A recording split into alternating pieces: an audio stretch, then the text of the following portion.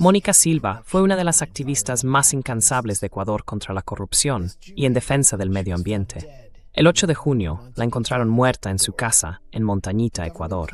El gobierno afirmó que estaba deprimida y que se había suicidado. Pero esa afirmación, como mínimo, era engañosa. Una reciente autopsia reveló que Silva había muerto por un fuerte golpe en la cabeza y por estrangulamiento. En los meses previos a su muerte, Silva había advertido en varias ocasiones que su vida corría peligro.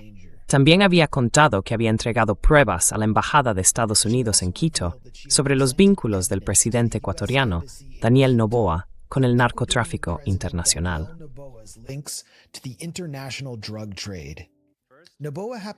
Noboa resulta ser un aliado clave de Trump, un hijo de multimillonario afincado en Miami, que está transformando rápidamente Ecuador en un bastión militarizado bajo el control de Estados Unidos.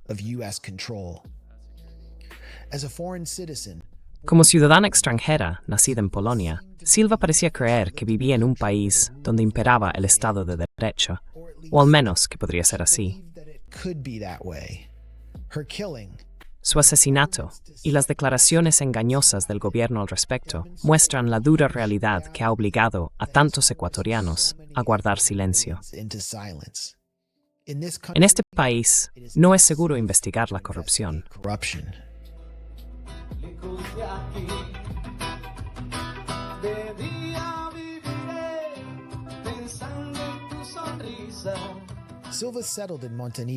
Silva se estableció en Montañita, un pueblo turístico de la región de Santa Elena, en Ecuador. Adoptó a su gente como si fuera la suya y luchó sin descanso por sus derechos, así como por la tierra y las costas de las que dependían, enfrentándose a poderosos intereses empresariales y políticos. Tras su asesinato, la comunidad se reunió para rendir homenaje a su labor. The Grey Zone habló con varios de los colaboradores y amigos más cercanos de Silva sobre su vida, su legado y el asesinato que ha conmocionado al país. Lo primero que me viene a la mente es la integridad. Cuando pienso en Mónica, lo primero que me viene a la cabeza es su integridad. Eso fue lo que la guió en todo lo que hizo. Marcó un ejemplo muy fuerte para quienes estábamos cerca de ella. A pesar de todos los obstáculos que tuvo delante, siempre se mantuvo firme en lo que creía que era lo correcto. Ha sido un golpe devastador y todavía estamos intentando asumirlo. Un golpe muy fuerte que no terminamos de asimilar. Y en las pandemias fue una clave porque en la pandemia Tuvo un papel fundamental durante la pandemia. Consiguió ayuda del extranjero para poder dar comida a todas las comunidades. Estamos hablando de, no sé, más de 20 o 30 pueblos. Iba casa por casa repartiendo bolsas de alimentos y evaluando las necesidades de cada familia. Si les faltaba un colchón o si no tenían agua o electricidad. si le faltaba un colchón, si tenía agua, si tenía luz. Te lo digo yo, que soy abogado. Lo digo como abogado. En mi profesión, fui testigo de cómo ella se metía en líos defendiendo causas y asuntos que no eran suyos, sino de los demás. De todos. Creo que Ecuador le debe muchísimo, ¿sabes, Mónica? El país le debe mucho a Mónica. Silva reveló que fue advertida por lo que ella describió como personas honorables dentro del sistema sobre un complot para asesinarla. Hizo públicas sus preocupaciones en varias apariciones en los medios y las comunicó también a las autoridades locales. No me amenazaron de muerte. No me amenazaron de muerte. Bien, arriesgaron sus vidas porque se enteraron de este plan de sicariato. Dos personas decentes se jugaron la vida porque descubrieron de asesinato por encargo y me avisaron. La persona que me contó todo esto me llamó y me mandó mensajes con los detalles. Era algo mucho peor que el miedo. Esta fue de la última entrevista de Silva el 19 de marzo de este año. Algo mucho peor que miedo This was from Silva's last interview on March 19th of this year. Me dijeron que los sicarios, los mismos que mataron a Robinson del Peso, fueron contratados por Aguilar y sus socios de UPS y que vienen a por mí. Se supone que va a pasar esta semana y por alguna razón saben todo mi horario, mis movimientos y mi rutina. Robinson del Peso era el colaborador más cercano de Mónica Silva. Lo habían detenido, torturado, secuestrado, amenazado y agredido en muchas ocasiones, pero se negó a rendirse.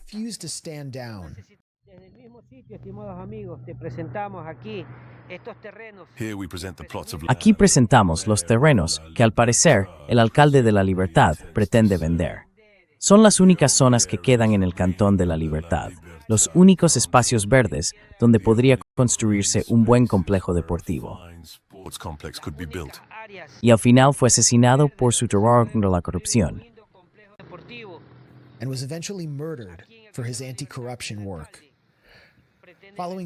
Tras el asesinato de Del Peso, Mónica quedó destrozada, pero siguió adelante, a pesar de no tener ninguna medida que protegiera su propia vida.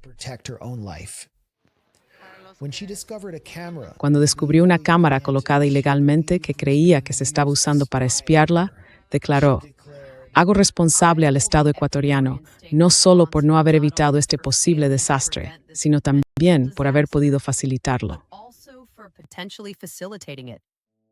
Pues, encontró con a Silva.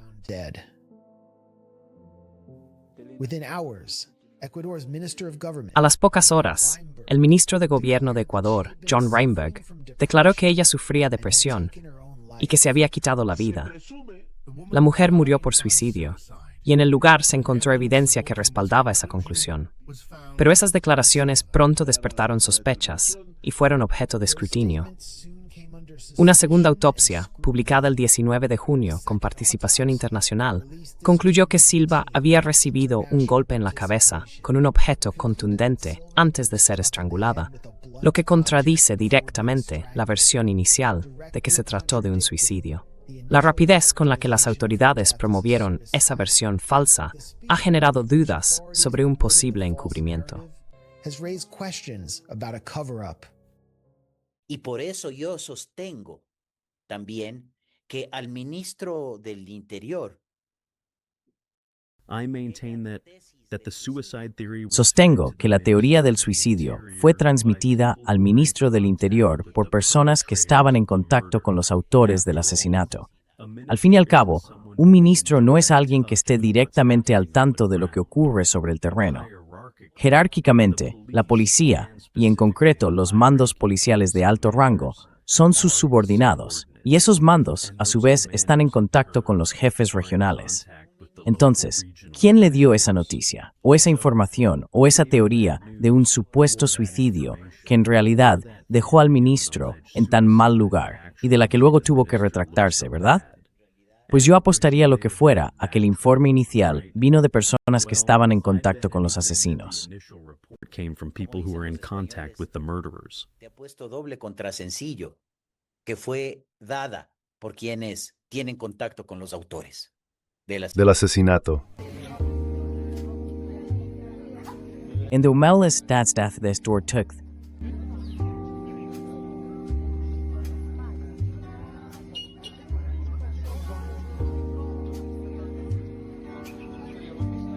¿Sí?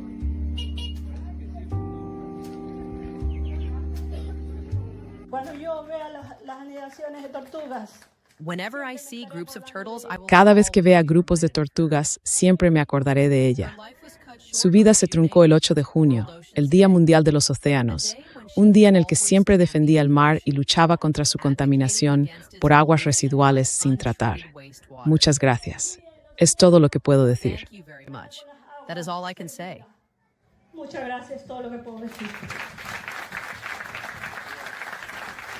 Porque esto se empezó a presentar hace como unos 3 años, 4 años, las amenazas. Esto empezó a pasar hace unos 3 o 4 años, cuando llegaron las amenazas más graves. Ella se fue del país y unos meses después, no recuerdo exactamente cuánto tiempo, volvió, suponiendo que las cosas se habrían calmado y que podría continuar con su lucha. Pero bueno, no fue así. Recibió amenazas durante muchísimo tiempo, de todos lados, ¿sabes? To the Ingrid Tour, ¿ok?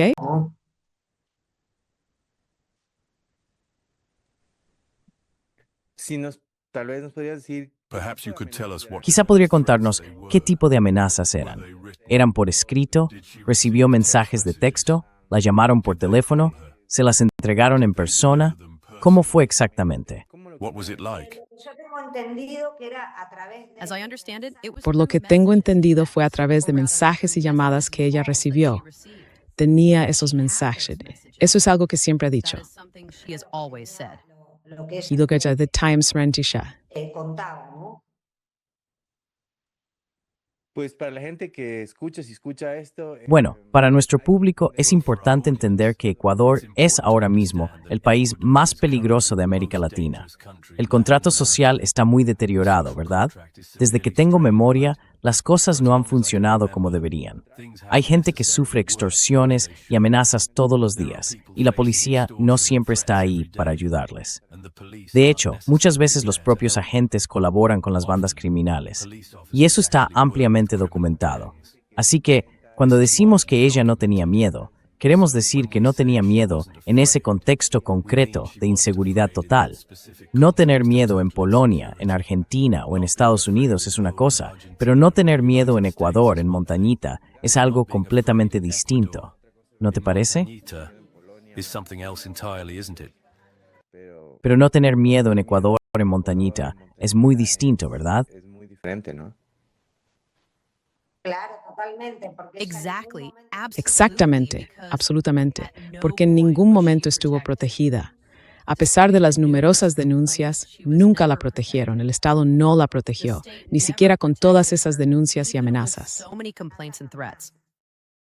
Las redes sociales y tus seguidores pueden ser...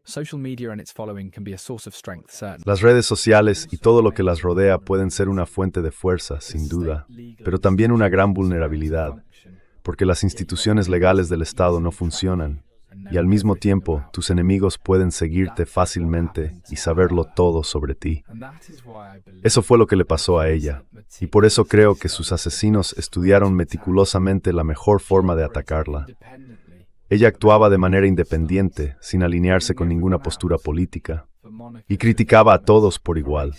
Mónica apuntó contra correístas, nebotistas y socialcristianos por igual. En otras palabras, denunció la estructura perversa, dañina y antidemocrática que ha controlado Ecuador durante tantos años. Se enfrentó a unas élites políticas que históricamente han sido indiferentes al pueblo y han frenado el desarrollo del país al anteponer los intereses empresariales al bien común. de política. Monere bordor demasiado fuerzasme. Han sido tan indolentes con la gente en realidad. Mónica topó demasiados temas. Monica tackled too many issues. We even used to tell her to tone it down a bit and not... Incluso solíamos decirle que bajara un poco el tono y que no abriera tantos frentes a la vez, porque sencillamente no era humanamente posible manejarlo todo. A veces ni yo podía seguirle el ritmo a todos los temas de los que hablaba, pero así era ella. Cuando se enganchaba a un asunto, lo llevaba hasta el final, buscando toda la información posible. Y luego, el 9 de marzo, recibió una amenaza directa. La llamaron para advertirle: oye, les members están come to Robinson del Peso, van a por ti. Robinson del Peso are coming after you. She immediately made arrangements for the girls' care and flew... Inmediatamente organizó el cuidado de las niñas y voló a Quito al día siguiente. Pasó 3 semanas en la capital, con solo un breve viaje de vuelta a Montañita, para recoger a las niñas y llevarlas a Quito.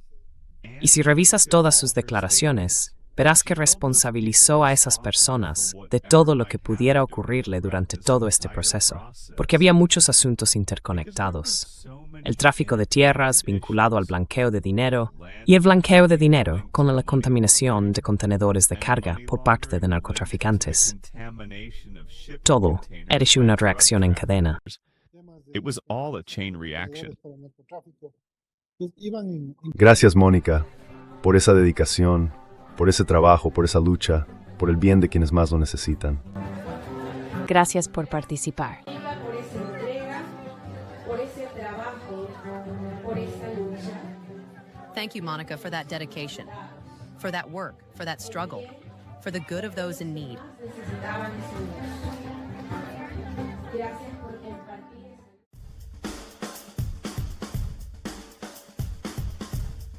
Orlando Pérez es un periodista veterano y crítico del gobierno. Sostuvo que la notoriedad del caso y la nacionalidad polaca de Silva deberían abrir la puerta a una investigación internacional seria. Hace poco en la Amazonía acaban de... Recently in the Amazon, 3 farmers... Hace poco en la Amazonía asesinaron a 3 campesinos que defendían la naturaleza, y aún así, la mayoría de la gente no sabe cómo se llamaban. Pero Silva era ciudadana polaca y había denunciado públicamente a personas vinculadas con el gobierno, como Niels Olsen y Cynthia Viteri. Las autoridades ecuatorianas no pueden actuar con el mismo grado de impunidad que cuando se trata de gente local. Same degree of impunity as with locals. Esto adquiere un volumen distinto y adquiere una densidad.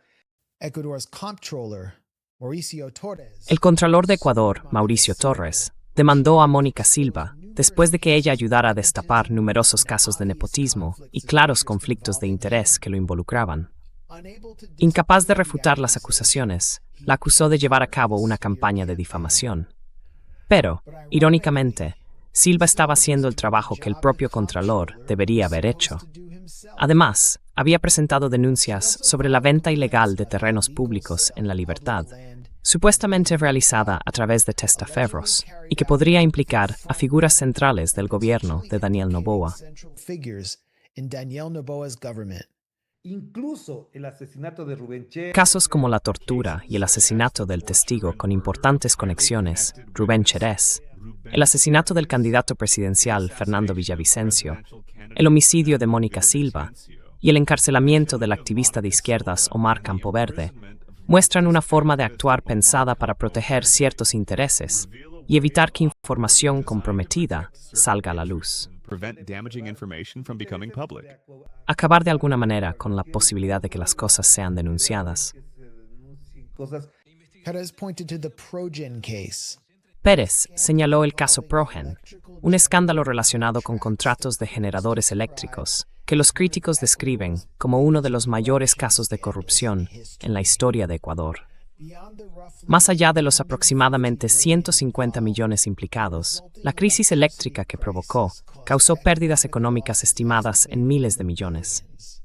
El escándalo se ha convertido en una carga política cada vez mayor para Noboa y su círculo más cercano, sobre todo porque todo su discurso político se ha basado en que la izquierda es corrupta y que él, junto con sus aliados de derechas, son la solución. Son capaces. The question is whether powerful actors... La pregunta es si actores poderosos son capaces de asesinar a una persona para ocultar un gran escándalo. El caso Progen ya había provocado una caída drástica en la confianza del público hacia el presidente. Luego matan a Mónica Silva y de inmediato la atención pública se desvía hacia otro lado. Public attention shifts elsewhere. Hacia otro lado y dejamos de lado el caso Progen. El momento del asesinato de Silva fue especialmente inquietante. Ocurrió 2 meses después de que dejara un expediente en la Embajada de Estados Unidos con documentos incriminatorios sobre el caso de comercio de Noboa. Se trata de un caso en el que, según se informa, el presidente Daniel Noboa, un aliado clave de Estados Unidos, habría utilizado empresas pantalla para ocultar su propiedad de compañías que han sido sorprendidas en numerosas ocasiones, traficando cocaína escondida en contenedores de plátanos. A pesar del escrutinio público sobre el caso, nadie ha sido investigado ni procesado de manera significativa. Las 2 últimas figuras públicas que intentaron investigaciones reales sobre el narcotráfico en Guayaquil, el mayor del mundo en volumen, que opera a través de puertos privados, vieron sus vidas destruidas.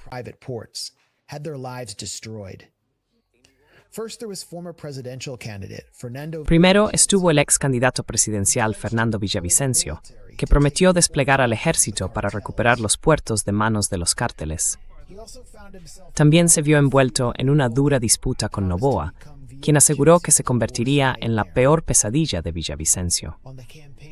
Durante la campaña, Villavicencio fue asesinado a quemarropa por sicarios. Luego estaba Aquiles Álvarez, el alcalde izquierdista de Guayaquil y uno de los principales rivales políticos de Noboa. Álvarez anunció en la televisión nacional que había obtenido pruebas que revelaban quién estaba realmente detrás del narcotráfico desde los puertos ecuatorianos y prometió entregarlas a las embajadas europeas, ya que la mayoría de las drogas que salen de Guayaquil terminan en Europa.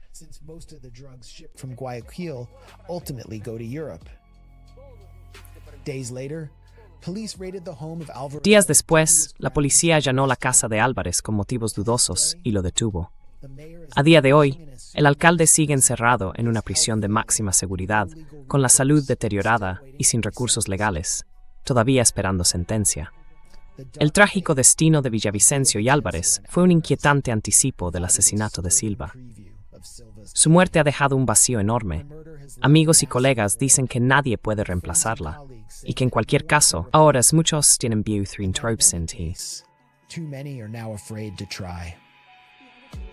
Gracias.